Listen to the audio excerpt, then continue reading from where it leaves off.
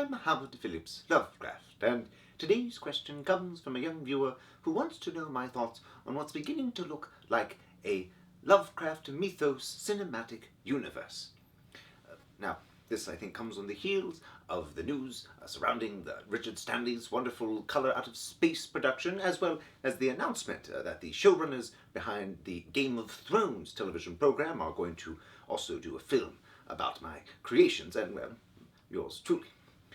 This comes at the same time as we are seeing a renewed interest in this idea of a shared universe within various films. The idea, whether you're looking at the Star Wars franchise or the Marvel comic book series, that these films all take place within a shared universe. They're able to interact with one another. There's a permeability, and they impact each other. And I think, on the whole, that there's nothing wrong with that. Now, of course, I've listed my concerns regarding cinematic adaptations of my stories. I think there's something a bit off about trying to film on the big screen the indescribable or depict the unknowable. But nevertheless, I've never faulted anyone for trying to. Indeed, I've always encouraged artists to, well, play with my stories. I've always looked upon my creations, my stories, everything I set to paper as a sort of toy box, and whether you're a writer or an artist or a filmmaker, I invite you to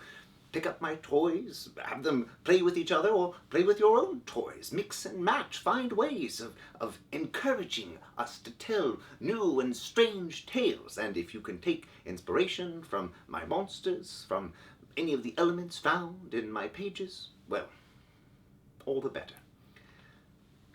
But what I have the most concern about with these shared cinematic universes is that instead of simply creating a playground wherein anyone is free to play, instead it becomes about control, about certain moneyed interests being the only ones who can tell a certain story.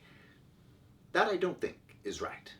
And I think that we should be free to explore, free to engage in storytelling. It's what makes us so very human. Selling that to the highest bidder, well, that's almost more terrifying than any of my monstrous creations.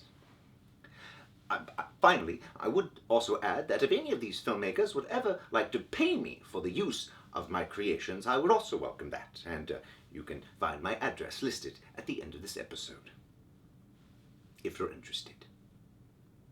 As always, I'm Howard Phillips Lovecraft.